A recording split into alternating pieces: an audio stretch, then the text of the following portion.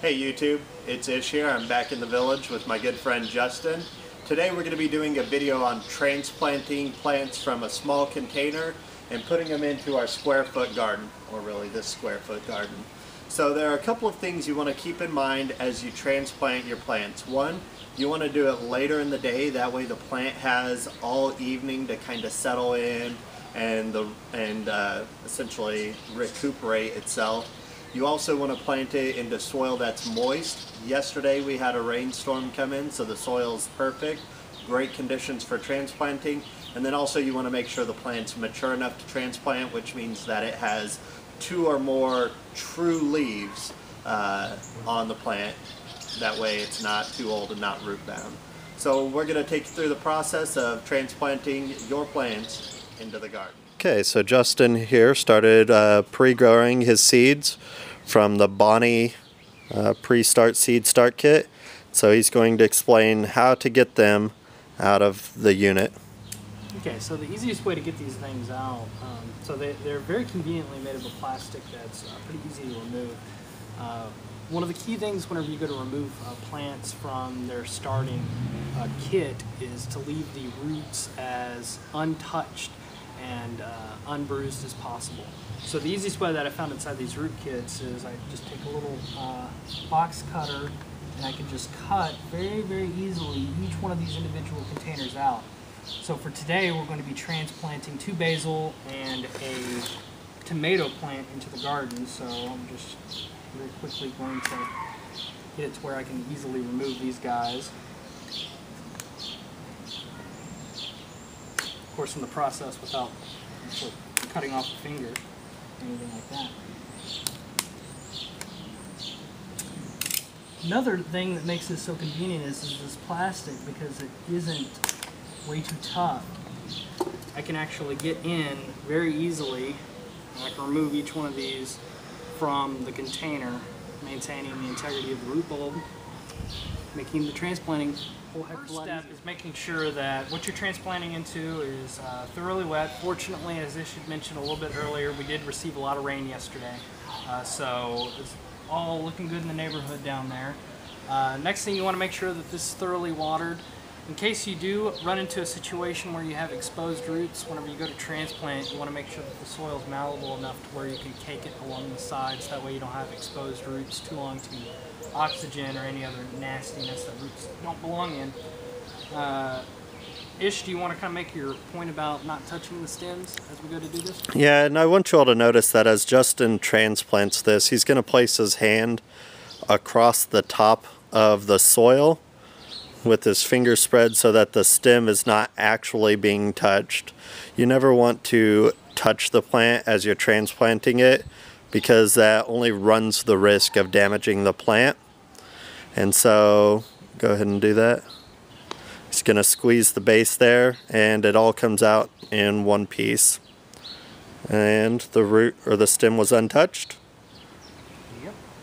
Then he just plants it in right up to the same level as the existing soil. With tomatoes, you can, if you want, plant it a little bit higher all the way up to the first leaf, but you don't have to. Okay, that's one plant, one tomato plant successfully transplanted.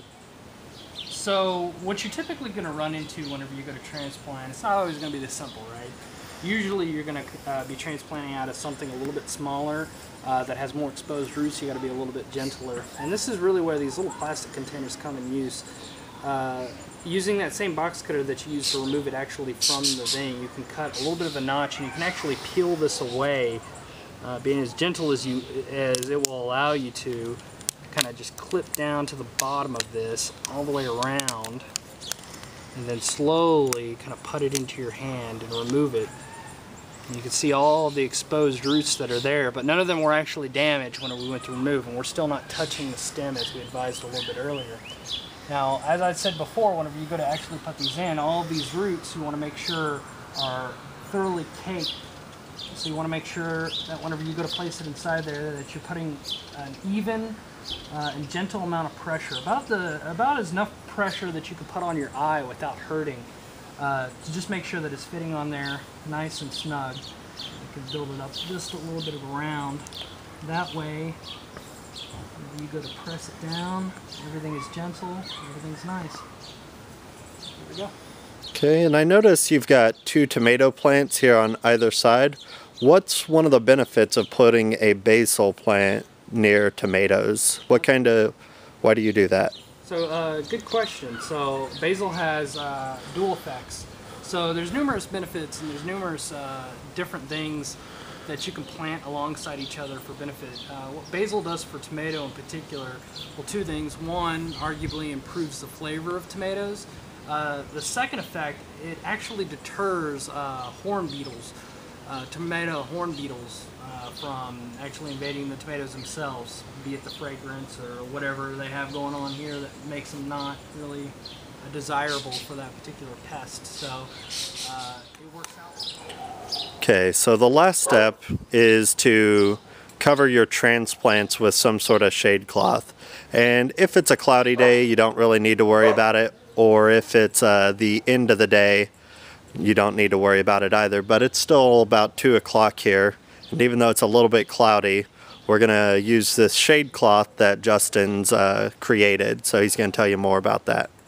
Yeah, so I created this pretty simply by buying, or actually reusing, some wooden pole that I found inside my shed. I cut it down at around 6 inches or 8 inches. Use binder clips because I've got binder clip mania going on here. Ants as well. And used a strip of burlap. So this is going to afford a little additional protection from the hot heat for the basil plants.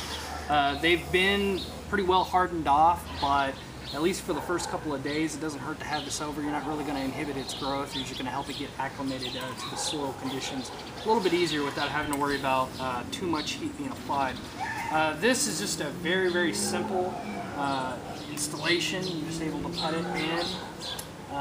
It's not the most wind sturdy thing in the world, but if it falls over, it's not going to do any damage at all. It's that simple. I'll probably take that off here in a day or 2.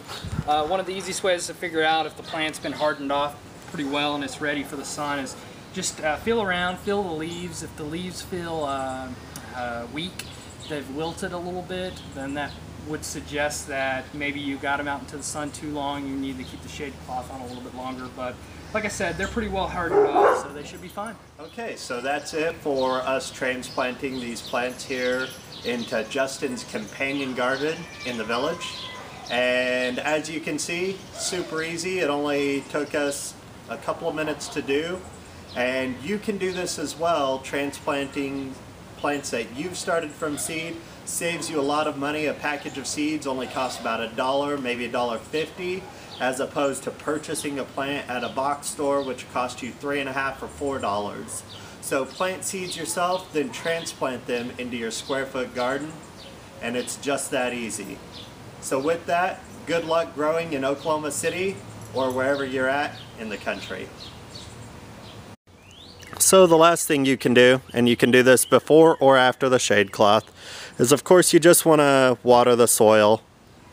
Make sure you give the new transplants a little bit of water.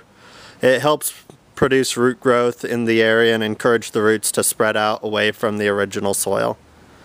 It's just that easy.